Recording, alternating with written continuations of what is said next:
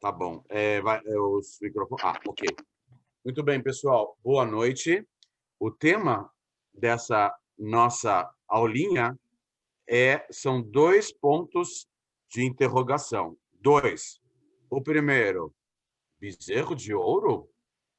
Ponto de interrogação. O que é isso? Bezerro de ouro? No contexto histórico? Em todos os acontecimentos, etc.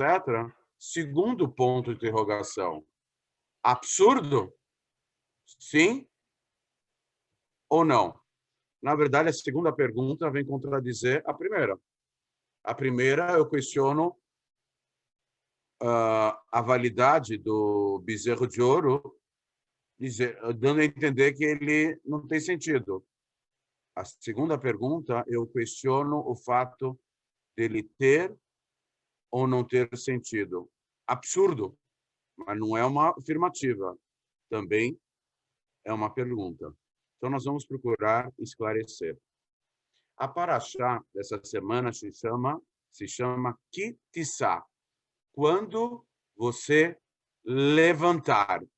Levantar aqui o sentido fizer um levantamento, um cálculo da entrada do Machatzita Shekel, do meio ciclo, que era uma moeda de prata, a arrecadação do povo de Israel para assuntos internos do santuário, do tabernáculo, para pagar despesas das oferendas públicas, da construção do santuário. Então, eles precisavam de uma arrecadação. E é curioso que essa arrecadação não poderia ser diferente de meio ciclo, Mahatzita Shekel. O rico não vai dar mais, o pobre não vai dar menos. Era um valor igualitário, uma série de explicações. Mas o Rebbe, baseado na tradição racídica, de que, e dos sábios de outras gerações, de que o nome da porção ele tem a ver com tudo que ocorre na porção. Mas bem no meio da porção, nós temos a falha gravíssima do povo de Israel, aparentemente, do bezerro de ouro. O que tem a ver levantar, fazer o levantamento? Levantar significa elevar, não é só fazer o cálculo. Interessante que em português, para a gente fazer o cálculo, a gente também usa o termo, vem do hebraico, levantamento. Muito curioso isso aqui. A paraxá de Nassó também faço o levantamento. Então, na verdade, o conceito é aqui de elevar espiritualmente. O que tem a ver o nome da paraxá com esse evento que ocorre bem no meio dela, que é a falha e o tropeço no bezerro de ouro?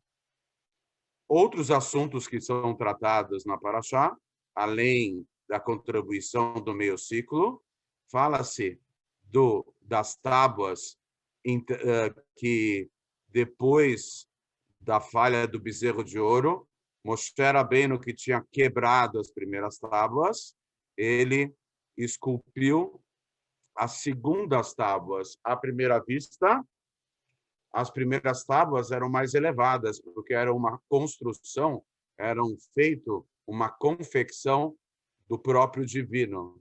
Hashem fez as primeiras tábuas. As segundas tábuas, em contrapartida, elas foram esculpidas por Moshe.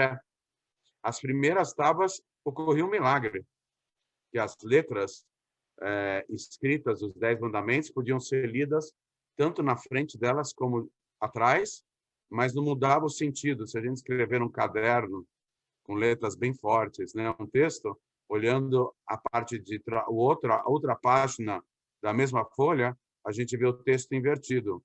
Aqui não, elas apareciam da mesma forma. E há letras como o Samer, que é parecido com uma bolinha, que o miolo dela, já que era esculpida de lado a lado, o miolo ficava flutuando.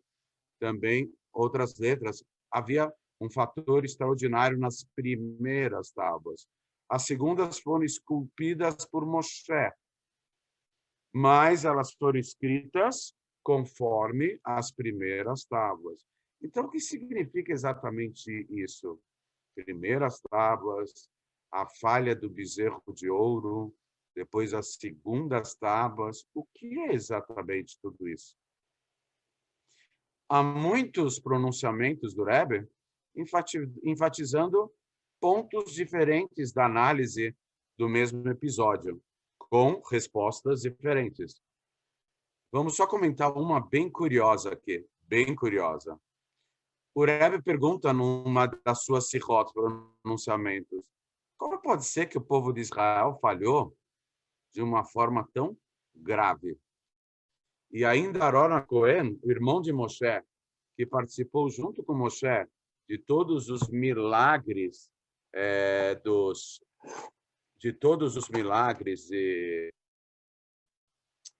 das 10 pragas, do fender, do abrir das águas do Mar Vermelho. Aaron participou tudo. E, no final, Aaron também fez o bezerro de ouro. Então, nós temos que nos ater no texto. O que aconteceu? Como começou toda essa história? Muito simples. Moshe Rabbeinu falou para o povo de Israel que ia ficar 40 dias e 40 noites no cume do Monte Sinai para receber a maior parte da espiritualidade da Torá, do conteúdo da Torá. O conteúdo da Torá é infinito, mas se traduziu aqui embaixo, dentro da dimensão física do mundo, em 40 dias. Mas, na verdade, Moshe Rabbeinu não captou a Torá em 40 dias, 40 noites.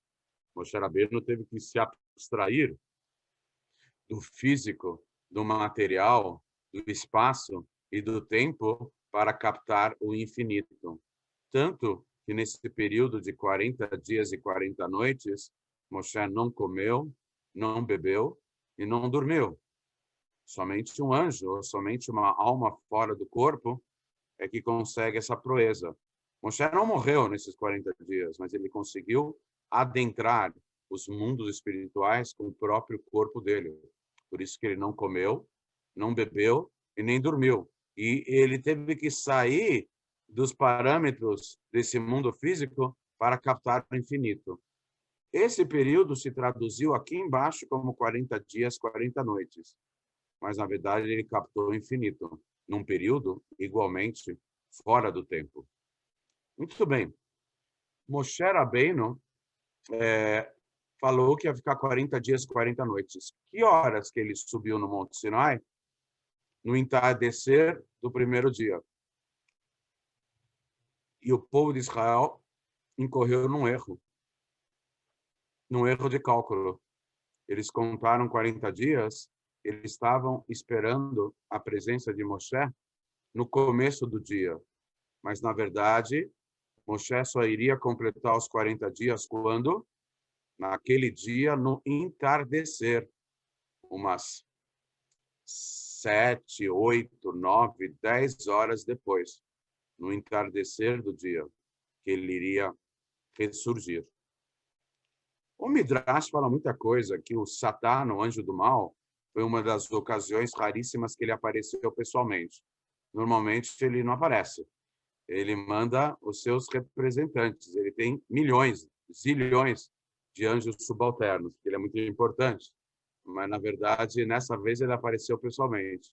Então, tem um Midrash que fala que ele mostrou, flutuando lá no cume do monte, viram um sarcófago, uma espécie de caixão onde Moshe estava dentro. Eles pensaram que Moshe morreu, etc. Mas, de qualquer forma, qual foi o argumento que eles chegaram para Aaron Cohen e falaram o seguinte: por que Moshe está se demorando? Nós precisamos de uma liderança. Nós não podemos ficar tanto tempo sem liderança. Nós precisamos de alguém que ande na nossa frente como Elohim. Então, aqui o Rebbe ele faz um esclarecimento. Existem alguns trechos da Torá que Elohim não é Deus, que Elohim é uma autoridade. Por exemplo, os juízes, profetas, são chamados de Elohim. Então, na verdade, por exemplo, quando Hashem pede para Moshe falar com Paró, ele fala, você vai ser o Elohim perante o Paró e o Aaron Cohen, seu assessor. O quer dizer, Elohim? Hashem não quis dizer que Moshe vai ser Deus. Hashem quis dizer, Moshe, na frente do Paró, você vai ser uma autoridade, o representante do povo de Israel. Então, a ideia é de que Elohim, o povo de Israel estava pedindo alguém, não no lugar de Hashem. O povo de Israel estava pedindo alguém no lugar de Moshe. Isso não é idolatria. Não alguém no lugar de Deus, mas alguém no lugar de Moshe. Alguém que possa ser um intermediário entre Deus e os homens, assim como era Moshe, um representante de Hashem junto aos homens e um representante do povo de Israel junto a Deus. Isso que o povo estava pedindo. E quando Aaron HaKohen entendeu que o povo estava pedindo, então a sugestão foi que eles fizessem uma fundição de ouro, etc., porque eles iam fazer... Vamos nos lembrar que o povo de Israel saiu há pouco do Egito. O Egito era o maior centro de idolatria. Então, eles precisavam alguma coisa, não que fossem servi-la, mas alguma coisa que pudesse substituir Moshe no contato, sendo o interlocutor, o intermediário entre Deus e o povo de Israel. Aaron HaKohen começou a fazer uma fundição, derreter o ouro, e para ganhar tempo, ele pediu as joias das mulheres. Uma pequena curiosidade, até a falha do bezerro de ouro, tanto homens como mulheres usavam amplamente joias. Os homens trouxeram as suas joias e entregaram de imediato. As mulheres não entregaram de imediato. Por quê? Porque elas gostavam das joias? Não. Elas viram os grandes milagres de Deus na saída do Egito. As mulheres não quiseram participar da falha do bezerro de ouro. Aliás, os únicos dois grupos que não participaram da falha do bezerro de ouro foram a tribo de Levi inteira e as mulheres. Por isso que as mulheres não foram inclusas posteriormente no decreto de tombarem seus corpos e de morrerem no meio do deserto. As mesmas mulheres que saíram do Egito se atingiram uma idade avançada e não morreram naturalmente, então elas também chegaram à terra prometida, a terra sagrada de Israel. Muito bem. Quando Moshe, então Moshe desceu, Hashem falou, olha, desça, que não tem mais sentido você ficar aqui, deu a entender, no Monte Sinai, porque você é um representante do povo de Israel. E se eles estão pecando, então desça para ver o que está acontecendo. E ele foi logo falar com Aaron quando ele desceu. Ele viu de longe o bezerro de ouro. O que aconteceu? Tem toda uma história, como saiu o bezerro de ouro fundido, como ele, por um milagre, ele saiu da fundição do ouro. Eu estava falando que as mulheres não participaram, por isso, pela lei judaica, as mulheres podem usar joias e, a princípio, os homens não podem usar joias. Por quê?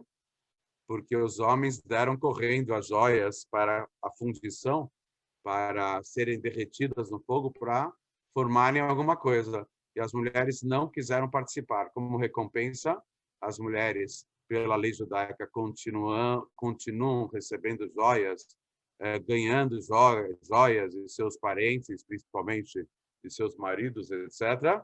E os homens não devem usar joias porque eles não souberam como usar as joias naquela ocasião, diferentemente das mulheres.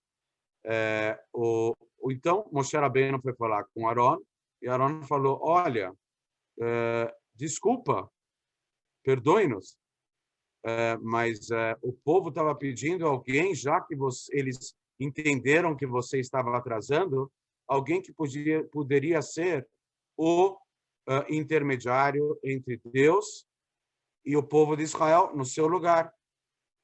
E aí eles precisavam de algo extraordinário, nem que fosse uma imagem, mas não para cultivá-la, para que fosse intermediária entre Deus e o povo de Israel. Precisamos entender um pouco melhor isso. Por que Aaron Cohen pediu desculpas? Ele pediu desculpas porque depois que fizeram que surgiu o bezerro de ouro, uma minoria do povo de Israel começou a servir, adorar o bezerro de ouro como uma idolatria, uma minoria do povo de Israel. Há várias explicações, várias opiniões. Uma diz que eram tão poucos que não preenchiam os dedos de uma ou duas mãos, aqueles que participaram efetivamente, mas tem uma outra ideia de que quando Moshe pediu para a tribo de Levi o acompanhar e passar por todas as tendas e matar quem fosse necessário, foram mortos somente aqueles que estavam servindo o bezerro de ouro. Segundo essa segunda explicação, essa segunda versão, eram 3.000 pessoas. Nada mal 3.000 pessoas no meio de 3 milhões. Ou seja, 1/1000 de 3, 4 milhões, menos de 1/1000 do povo de Israel estava servindo o bezerro de ouro. Mas Hashem considerou como uma falha de todo o povo. A pergunta que ainda não quer calar, como que o povo queria substituir Moshe por uma estátua ou por alguma coisa? É interessante que a forma de expiar a falha do bezerro de ouro foi a iniciativa divina de pairar no meio do povo de Israel. Como? Com a construção do santuário, do tabernáculo.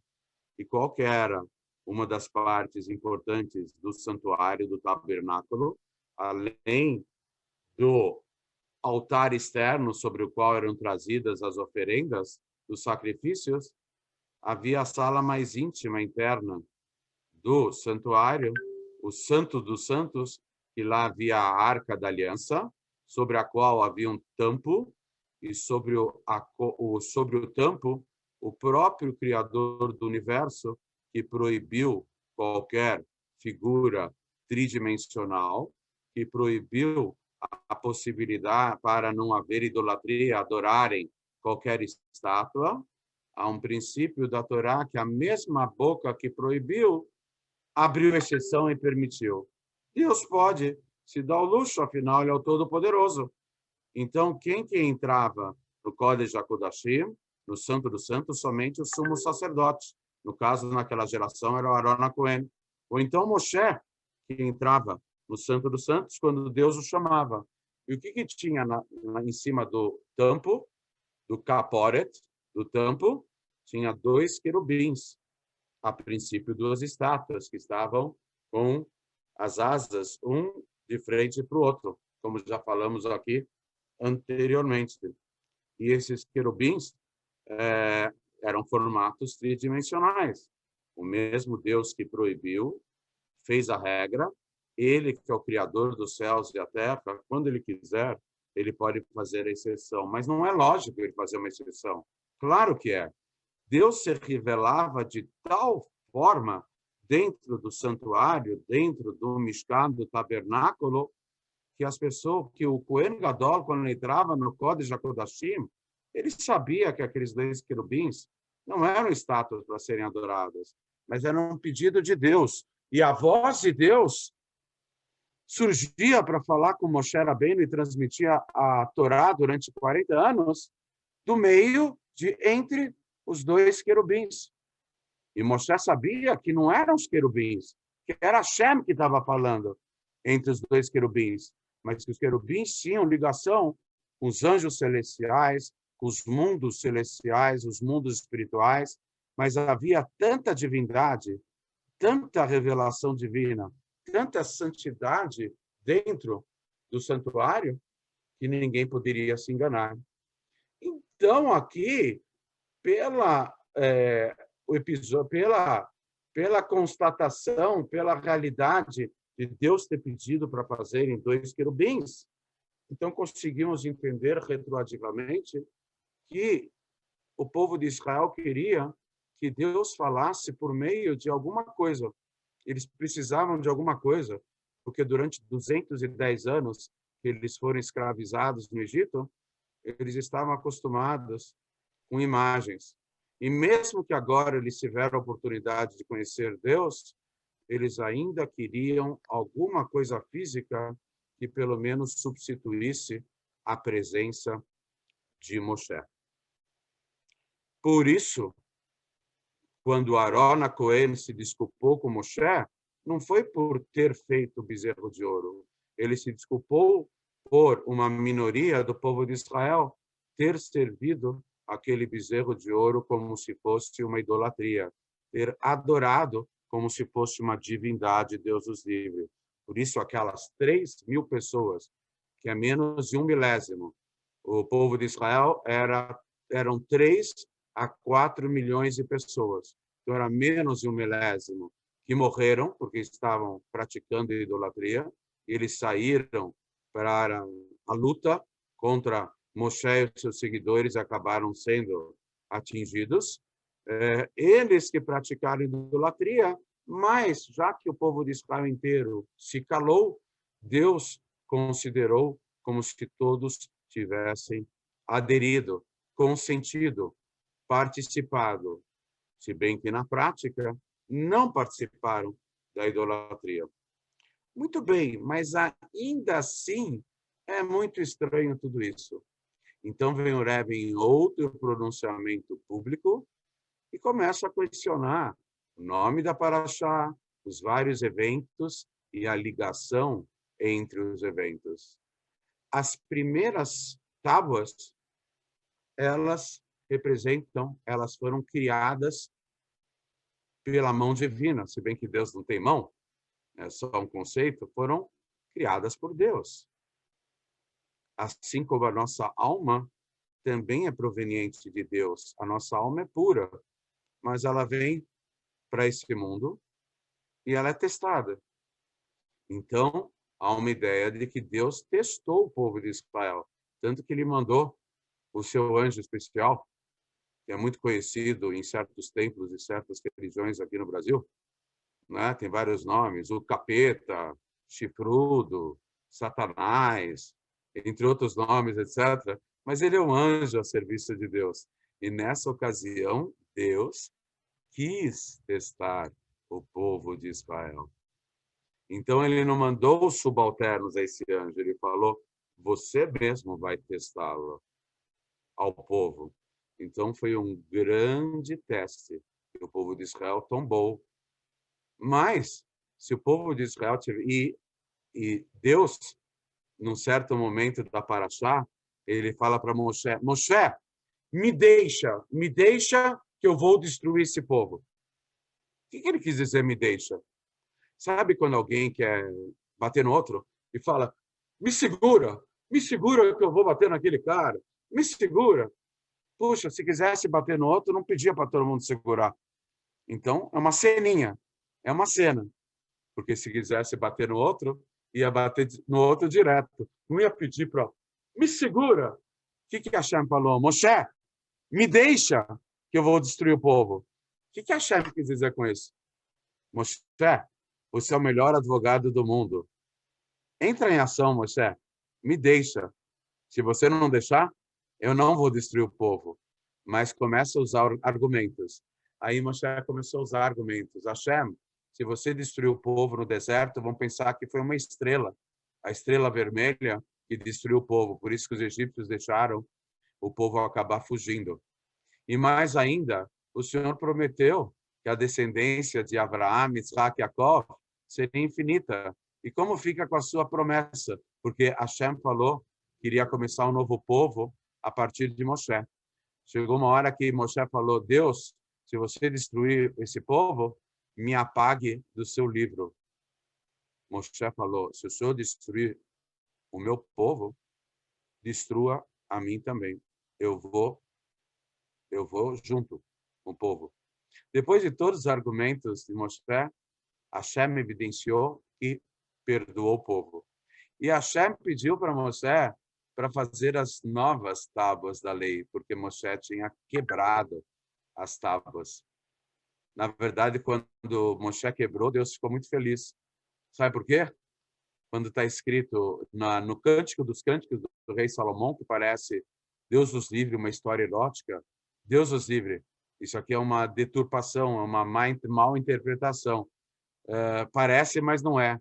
Rabi Akiva, o maior rabino dos últimos 2000 anos, falou: se todos os livros da Bíblia, inclusive o Tehillim, inclusive o Pentateuco, a Torá de Moshe, se todos são chamados de sagrados, então Cântico de Cânticos dos Cânticos é chamado de Sagrado dos Sagrados. Outro dia alguém me perguntou sobre a Shulamit, personagem bíblica. Quem é a tal da Shulamit? Pessoal, Shulamit não é uma mulher. Shulamit é uma referência ao povo de Israel. É o povo de Israel que é a Shulamit. O povo de Israel assume a personalidade da noiva da Shulamit dentro do Cântico dos Cânticos.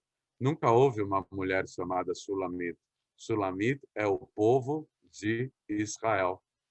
E o noivo, aqui na alusão metafórica, é Hashem, é Deus. Então, o que ocorre? Que Hashem testou o povo de Israel e ainda mais... quando Moshe quebrou as tábuas, o que estava escrito naquelas tábuas? Não haverá para ti outros deuses. Não fará idolatria. Você não adorará nem estátuas do céu, nem estátuas da terra, nem seres, estátuas baseadas no sol e na lua e nas estrelas ou nas criaturas angelicais, etc, etc. Veja só, fora do santuário, os querubins estavam dentro do santuário. Vocês não podem adorar os querubins. Deus nos livre. Se alguém fizesse os querubins iguaizinhos fora do santuário e começasse a adorá-los, ele seria passível de morte. Deus nos livre, longe disso. Agora, o que aconteceu? Moshe quebrou. É como um contrato nupcial, um documento de casamento, que está escrito lá para fidelidade. E ou o marido ou a mulher acabam sendo infiéis ao cônjuge. Então, quando se quebra, quando se rasga o contrato nupcial, então as pessoas podem alegar, mas não houve casamento, cadê a prova? Não tem contrato nenhum, nada foi registrado.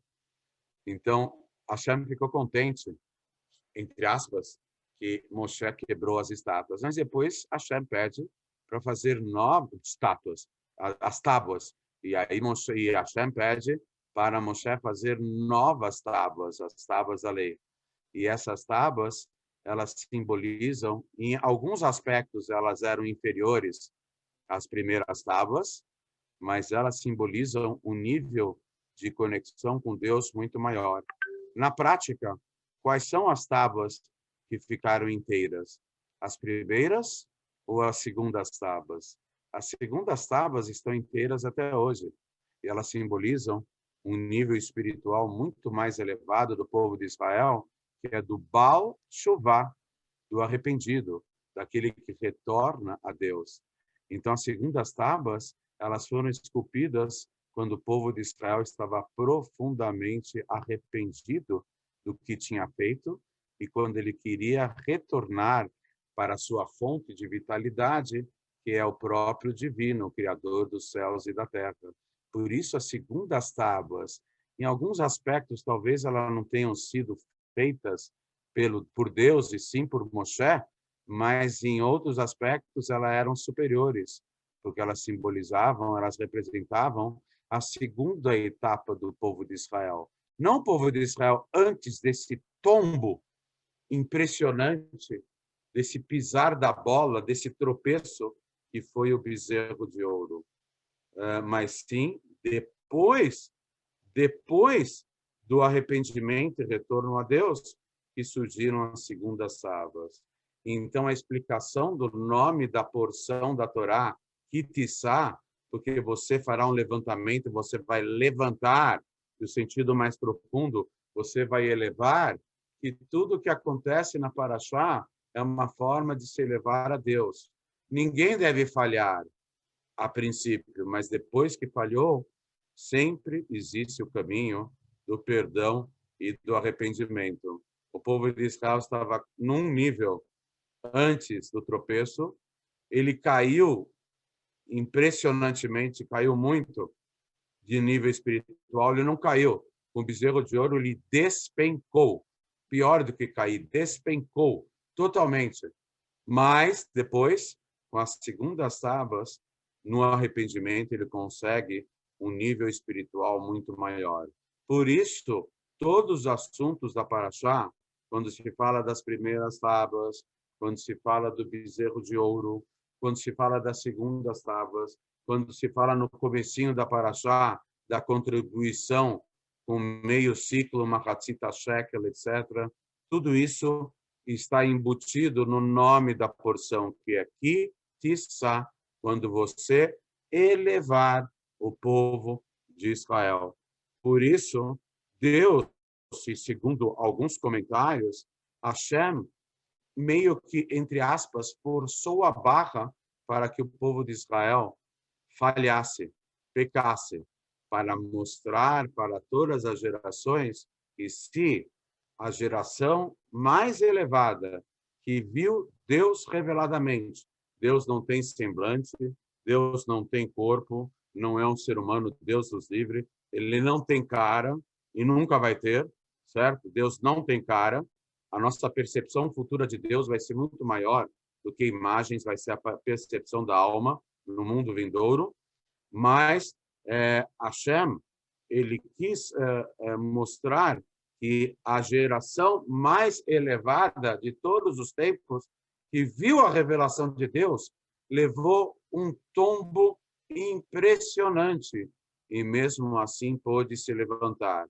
Então, qual a grande lição? A lição profunda de Deus da primeira geração, da entrega da Torá no Monte Sinai, aquela geração que saiu do Egito, que viu os grandes milagres das 10 pragas do Egito, que viu abrir das águas do Mar Vermelho e os seus perseguidores sendo afogados pelas águas, escaldados pelo fechar das águas, que venceu a vitória contra Amaleque, e que viu os grandes milagres que ocorreram durante 40 anos de travessia do deserto, como o poço de Miriam, e também as nuvens de glória em mérito de Aaron Cohen, e a maná, o man, o alimento que caía do céu, e todos os grandes milagres que ocorriam, aquela geração tombou, aquela geração tropeçou, e mesmo assim conseguiu se reerguer.